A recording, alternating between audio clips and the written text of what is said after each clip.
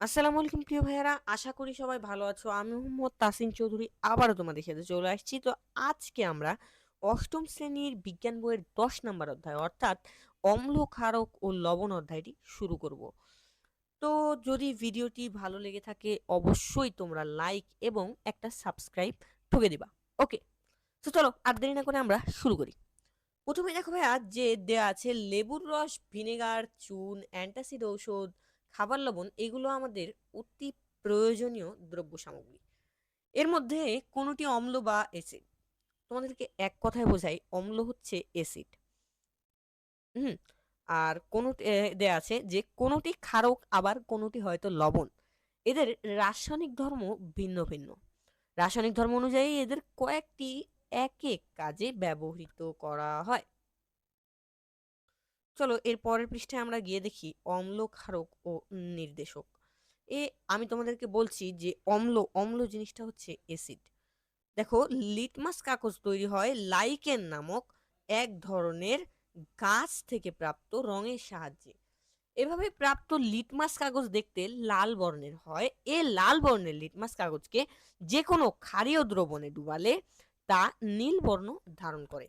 সবথেকে গুরুত্বপূর্ণ একটা লাইন যে লিটমাস কাগজকে যদি যে কোনো ক্ষারীয় দ্রবণে ডুবালে সেটি নীল বর্ণ ধারণ করবে।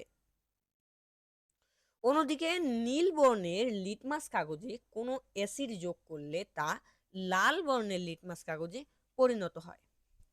লেবুর রসে থাকে সাইট্রিক অ্যাসিড, সবচেয়ে গুরুত্বপূর্ণ।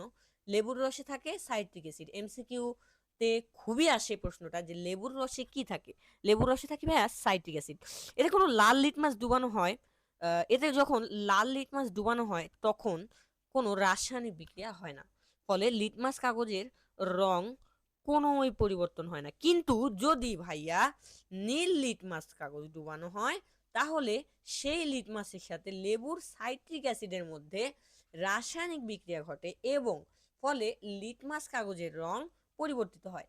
অর্থাৎ তোমরা বুঝতে পারছো যে অ্যাসিড জাতীয় যে কোনো পদার্থকে যদি কোনো একটা লাল লিটমাস কাগজে ফেলা হয় তাহলে সেই লিটমাস কাগজটি লাল লিটমাস কাগজই থাকবে। কিন্তু এই সাইট্রিক অ্যাসিড অর্থাৎ যে কোনো অ্যাসিডকে যদি কোনো নীল লিটমাস কাগজে দেওয়া হয় তাহলে সেই নীল লিটমাস কাগজটি লাল বর্ণ ধারণ করবে, অর্থাৎ অন্য রং হবে।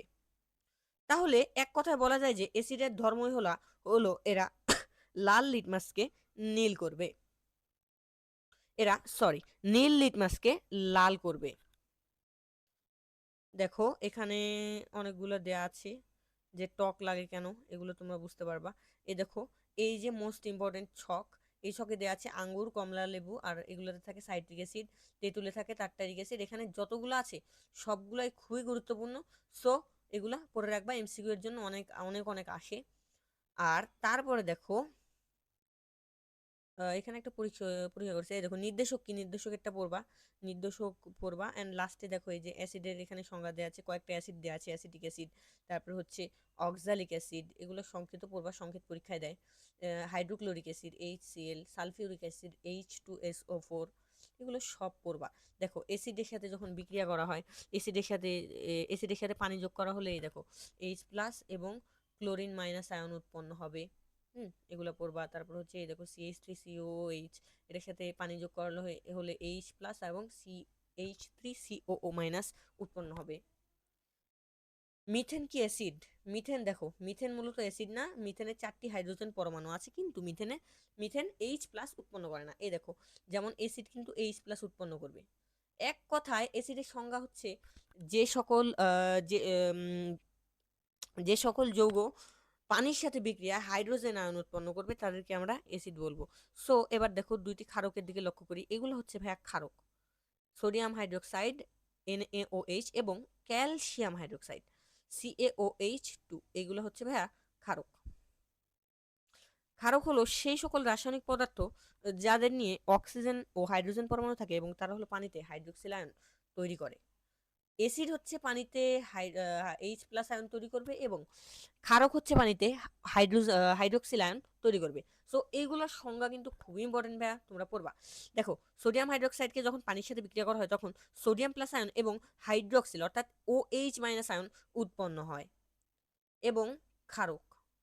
এখান থেকে তোমরা সবচেয়ে গুরুত্বপূর্ণ প্রশ্ন হচ্ছে এটা যে সকল ক্ষারক ক্ষারক হলেও সকল ক্ষারক কিন্তু ক্ষার না। এটা তোমাদের পরীক্ষায় চলে আসছে। ধরো এটা এটা কেন না, এখানে দেখো এখানে দেয়া আছে, সো সুন্দর করে পড়বা।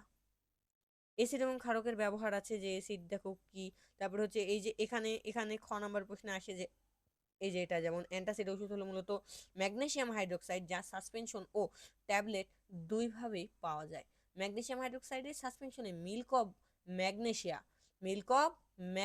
নামে পরিচিত। এটা হচ্ছে তোমাদের প্রশ্নে চলে আসছে। ধরো যে ম্যাগনেসিয়াম হাইড্রোক্সাইড কি নামে পরিচিত? ম্যাগনেসিয়াম হাইড্রোক্সাইডের সাসপেনশন মিল্ক অব ম্যাগনেসিয়া নামে পরিচিত। সো এই দেখো যে কখনো কখনো অ্যান্টাসিডে অ্যালুমিনিয়াম হাইড্রোক্সাইড বা AlOH3 থাকে। এগুলো পড়বা যে কি অ্যাসিড কি হয়, ক্ষার কি হয়, অ্যাসিডের ব্যবহার, ক্ষারের ব্যবহার, সব কিছুর ব্যবহার সুন্দর করে দেওয়া আছে, কীটনাশক এই সেই, এগুলো সব পড়বা, খুবই গুরুত্বপূর্ণ। এবং অ্যাসিড ও ক্ষারের কিছু গুরুত্বপূর্ণ বৈশিষ্ট্য, এই বৈশিষ্ট্যগুলা এখান থেকে বৈশিষ্ট্য পড়বা। এই দেখো বিক্রিয়া দেওয়া আছে যে হাইড্রোক্লোরিক অ্যাসিডের মতো প্রায় সকল অ্যাসিডই কার্বনেটের সাথে বিক্রিয়া করে কার্বন ডাইঅক্সাইড গ্যাস উৎপন্ন করবে। সো এই যে এই বিক্রিয়াটা পড়বা যে হাইড্রোক্লোরিক অ্যাসিডের মতো প্রায় সকল অ্যাসিডই কার্বনেটের সাথে বিক্রিয়া করে। এই দেখো CaCO3 হচ্ছে একটা কার্বনেট, এই কার্বনেটের সাথে হাইড্রোক্লোরিক অ্যাসিড অর্থাৎ HCl বিক্রিয়া করে ক্যালসিয়াম ক্লোরাইড, পানি H2O হচ্ছে পানির সংকেত, এবং CO2 অর্থাৎ কার্বন ডাইঅক্সাইড গ্যাস উৎপন্ন করবে। এরপরে এই যে এটাও পড়ে নিবা। সো এই দেখো জিঙ্কের এটা দেওয়া আছে, জিঙ্কের সাথে যখন হাইড্রোক্লোরিক অ্যাসিড উৎপন্ন হবে, হাইড্রোক্লোরিক অ্যাসিড বিক্রিয়া করবে তখন উৎপন্ন হবে জিঙ্ক ক্লোরাইড এবং হাইড্রোজেন গ্যাস। H2 হচ্ছে ভাইয়া হাইড্রোজেন গ্যাস। সো খুবই গুরুত্বের সাথে পড়বা। অ্যান্ড এই দেখো লিটমাসের কেন রং পরিবর্তন হলো না, এই যে ক্ষারের ক্ষারের ক্ষেত্রে অ্যাসিডের ব্যাপারে ঠিক উল্টাটা হয়, এটাও তোমরা সুন্দর করে পড়ে নিবা। কয়েকটা গুরুত্বপূর্ণ বিক্রিয়া দেওয়া আছে, সবগুলা বিক্রিয়া পড়বা ভাইয়া। আমি তোমাদেরকে সাজেস্ট করবো যে সবগুলা বিক্রিয়া একটা নোট করবা এবং নোট করে সেই নোটের মতন করে সুন্দর করে পড়বা। তারপরে দেখো অম্লক্ষার ও লবণ শনাক্তকরণ, এই অম্লক্ষার ও লবণ শনাক্তকরণটাও তোমরা সুন্দর করে পড়ে নিবা। সো আজকের ক্লাস এতটুকুই। সবাই ভালো থাকবা, সুস্থ থাকবা, এবং ভিডিওটি ভালো লাগলে অবশ্যই একটি লাইক দিয়ে কমেন্ট করে সাবস্ক্রাইব করে রাখবা। সবাইকে ধন্যবাদ। আসসালামু আলাইকুম।